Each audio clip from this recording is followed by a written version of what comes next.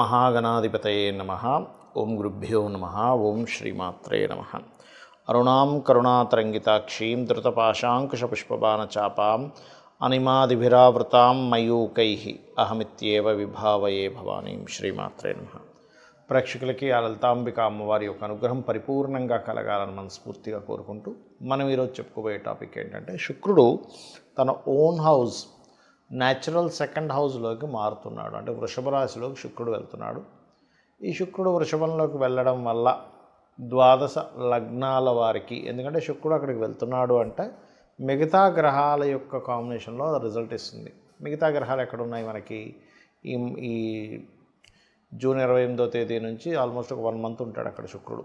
ఎక్కడ ఉంటాయి అంటే క్లియర్లీ వృషభం, మిథునంలో రవి, గురు అండ్ కర్కాటకంలోకి బుధుడు రావడము. అదేవిధంగా చూసుకున్నట్లయితే మీకు ఇక్కడ అంటే ఇప్పుడు ప్రజెంట్ దీంతో కలిసి ఉన్నాడు, మిథునంలోనే ఉన్నాడు బుధుడు, కానీ కర్కాటకంలోకి వెళ్తాడు. దాని తర్వాత కుజుడు, కేతువు సింహంలోని, కుంభంలో రాహు, మీనంలో శని ఉన్నాడు.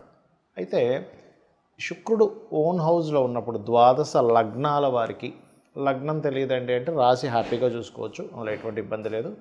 ఎటువంటి మంచి ఫలితాలు ఉన్నాయి?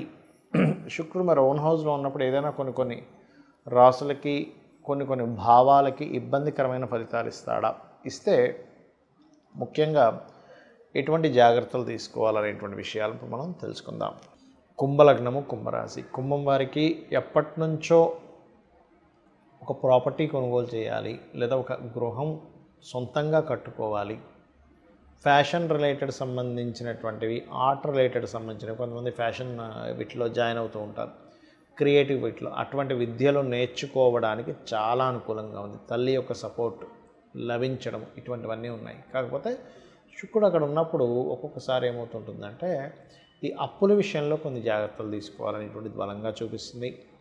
మరియు మరొక విషయం ఏంటంటే ఇక్కడ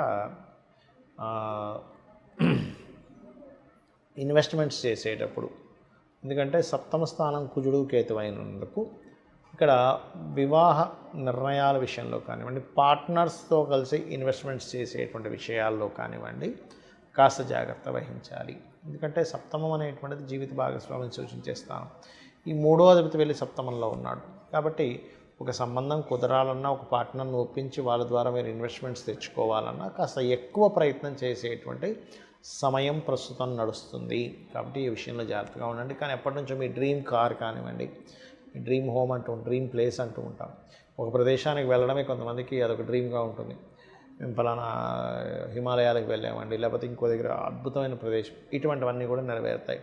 ఎప్పటి నుంచో ఉన్నటువంటి బ్యాక్లాగ్స్ కూడా క్లియర్ అవ్వడం జరుగుతూ ఉంటుంది. కాకపోతే ఇక్కడ పంచమంలో ధన లాభాధిపతి పంచమంలో ఉన్నందుకు ఫ్రెండ్స్తో కలిసి ఏదైనా వ్యాపారాలు చేసేటప్పుడు, లేదా IUI, IVFలు చేయించుకునేటువంటి వారు, ఎందుకంటే గురువు సహజంగానే ఇక్కడ మీకు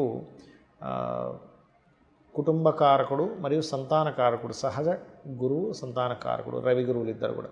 ఆ రవే మీకు కంబస్ చేసుకున్నందుకు 1కి 4 సార్లు ఏదైనా శస్త్రచికిత్సలు చేయించుకునేటప్పుడు కానీ, IUIలు, IVFలు ఒక్కోసారి కొంతమందికి మొట్టమొదట్లోనే వాళ్ళకి సక్సెస్ అవ్వదు, కొన్నిసార్లు 2 సార్లు 3 సార్లు తర్వాత అవుతూ ఉంటుంది. అటువంటి ఛాన్సెస్ ఏమైనా ఉన్నాయా? ఈసారి మనం బలంగా ఉన్నామా లేదా, వాళ్ళు ఎంతవరకు అయింది, అదేంటి అనేది వాళ్ళు కొంచెం చూస్తారు. ఏమాత్రం సరిగ్గా లేదు అనుకుంటే మీరు విరమించుకోవడం మంచిది. ఎందుకంటే పంచమంలో ఉండే గురువు ఇటువంటి ఫలితాలు ఇస్తున్నాడు. అలాగే మీరు నిత్యము కూడా సూర్య నమస్కారాలు, దత్తాత్రేయుని యొక్క పారాయణం చేయడం ద్వారా అన్ని విధాలా మీకు బాగుంటుంది. చాలామంది నన్ను అడుగుతున్న ప్రశ్న ఏమిటంటే, ఏమంటే శుక్ర మహర్దశ వస్తే బాగుండాలి కదా. నేను మీకు ఇప్పుడు యూట్యూబ్లో కొన్ని స్టూడెంట్స్ కోసం కొన్ని కేస్ స్టడీస్ పెడుతూ ఉన్నా. అంటే శుక్రదశ అనుకుంటాం మనం. శుక్రుడు కనుక ఎలాంటి పొజిషన్లో ఉంటే అద్భుతంగా యోగిస్తాడు, ఎలాంటి పొజిషన్లో ఉంటే యోగించడు అని. ఎందుకంటే దానికి ఒక రూల్ ఉందండి. ప్రతి గ్రహానికి ఒక ప్లానెట్ గనక ఒక లగ్నం నుంచి ఫలానా స్థానంలో ఉంటేనే ఆ యోగం అనేటువంటిది అద్భుతంగా ఉంటుంది. ఆ స్థానంలో లేనప్పుడు అది నీచభంగ రాజయోగాలు కూడా ఒక్కోసారి ఇబ్బంది పడతాయని చెప్తూ వస్తున్నా.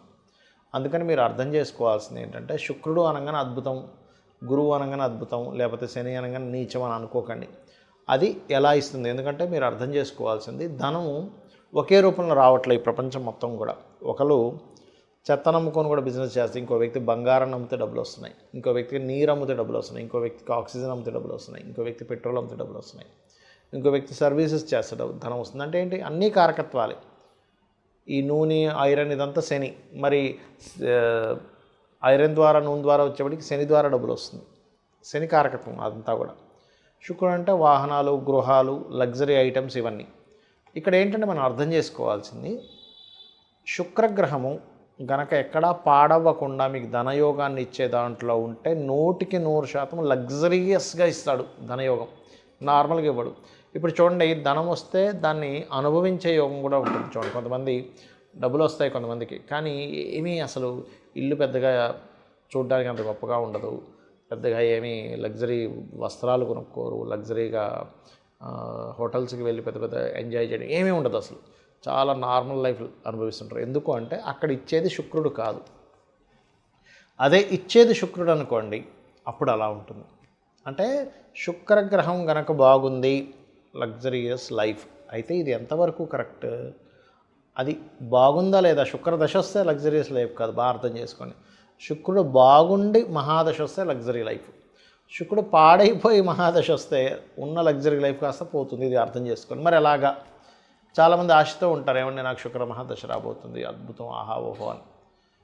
కొన్ని లగ్నాలకు మాత్రమే శుక్రుడు మంచివాడు. ఇప్పుడు ధనుర్లగ్నం ఉంది, 6లో ఉన్నాడు శుక్రుడు. లేదా ఏ లగ్నం నుంచి అయినా 6లో కానీ 11లో కానీ శుక్రుడు ఉంటే మొట్టమొదటిగా మీరు చేయవలసింది ఏమిటంటే, 6లో ఉంటే స్త్రీ శాపం అంటారు దాన్ని. అంటే పురుషులకు కూడా స్త్రీ శాపం ఎలాగో స్త్రీలకు కూడా స్త్రీ శాపం. అంటే ఏంటి? ఆడపడుచు రూపంలోనో, అత్తగారి రూపంలోనో, ఇంకో స్త్రీ మూలంగానో ఏదో రూపంలో వాళ్ళకు వచ్చి ఇబ్బంది పెడుతూ ఉంటారు. అంటే ఆ పూర్వజన్మలో చేసుకున్న కర్మ అది. కావున మీరు అర్థం చేసుకోవాల్సిన విషయం ఏంటంటే, శుక్రగ్రహం ఎక్కడుంది? 6, 11లో కాకుండా 12లో ఉంటే చాలా మంచిది, ధనస్థానంలో ఉంటే చాలా మంచిది, 4th హౌస్లో ఉంటే కూడా మంచిదే, పర్లేదు. ఎందుకంటే ఇస్తాడు. కాకపోతే ఇక్కడ ఏంటి? పాపకత్తెరలో ఉందా, శుభకత్తెరలో ఉందా?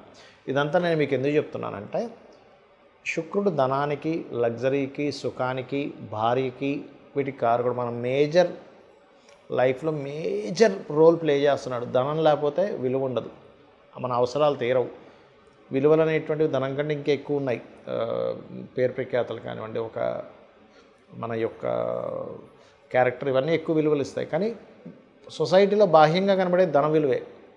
అలాగే ఒక లగ్జరీ కారు ఉండాలన్నా, గృహం ఉండాలన్నా శుక్రగ్రహ బలం, చతుర్థాధిపతి బలం కూడా ఉంటుంది. కేవలం ఎప్పుడూ శుక్రుడే కాదు, 4th లార్డ్ పలానా ప్లానెట్ అయి మంచి యోగం కలిగింది, ఆయన కూడా ఇస్తాడు, ఇవ్వడం కాదు. కానీ శుక్రుడిచ్చే లగ్జరీ ఈజ్ డిఫరెంట్. కాబట్టి శుక్రగ్రహం యొక్క బలం మీకు పెరగాలి అంటే మీరు చేయవలసింది ఏంటో చెప్తాను. గోవులకి శుక్రవారం నాడు చక్కగా మీరు చపాతీలు, ఒక 3 చపాతీలు తీసుకొని దాన్ని నూనె వేయకుండా కాల్చి దాని మీద తేనె పుష్టించిన ముక్కలుగా గోవులకు పెడుతూ శ్రీమాత్రే నమః అనే మంత్రం చేస్తూ ఉండండి. లేదా ఓం సంపత్కరీ సమారూఢ సింధుర వ్రజ సేవితాయే నమః, లేదా ఓం ధర్మాధ్యక్ష ధనాధ్యక్ష ధనధాన్య వివర్ధినే నమః. ఇది చేయండి.